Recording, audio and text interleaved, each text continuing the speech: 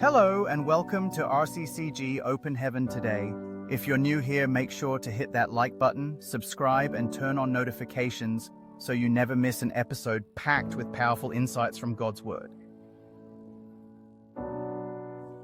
Today, we are diving into Numbers chapter 7, a fascinating passage about the dedication of the tabernacle and the heartfelt offerings of the leaders of Israel. This is a chapter rich in symbolism, commitment, and obedience to God's commands. Stay with us, and let's explore the depth of God's instructions and what they mean for us today. The chapter begins with a significant moment, the day Moses had fully set up the tabernacle. This wasn't just a tent, it was the dwelling place of God among his people.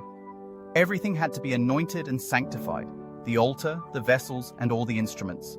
It was a day of great spiritual importance. The leaders of Israel, the heads of the tribes, came together to offer gifts before the Lord. They didn't come empty-handed. They came with 6 covered wagons and 12 oxen ready to be used in the service of the tabernacle.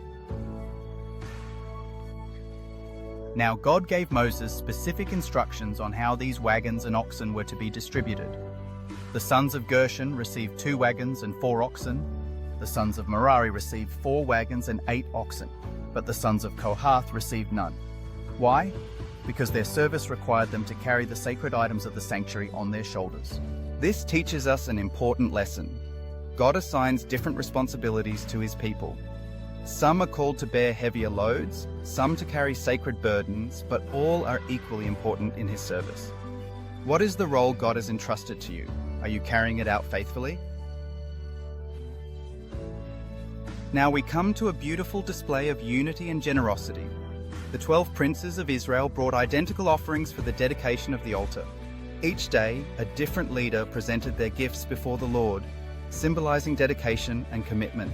Their offerings were significant. Each prince brought 1 silver charger weighing 130 shekels, 1 silver bowl weighing 70 shekels, both filled with fine flour mixed with oil for a meat offering, 1 golden spoon of 10 shekels full of incense, 1 young bullock, 1 ram, and 1 lamb for a burnt offering, 1 kid of the goats for a sin offering, 2 oxen, 5 rams, 5 he-goats, and 5 lambs for peace offerings.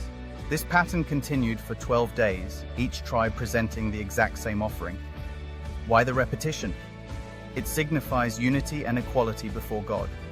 Each tribe, though unique, had the same responsibility to honor and dedicate themselves to him. After all 12 tribes had given their offerings, the grand total was recorded. 12 silver chargers and bowls weighing 2,400 shekels in total. 12 golden spoons totaling 120 shekels.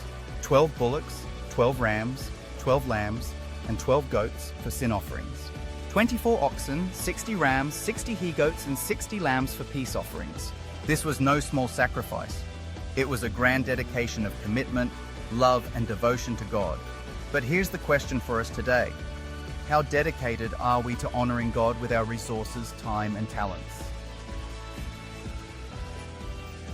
Now let's move to the powerful conclusion of this chapter. After the dedication, Moses entered the tabernacle to speak with God, and something incredible happened.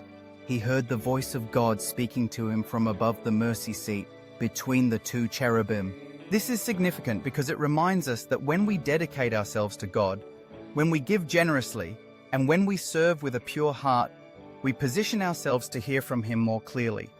Do you desire to hear God's voice? Make room for him in your life, just as Moses did.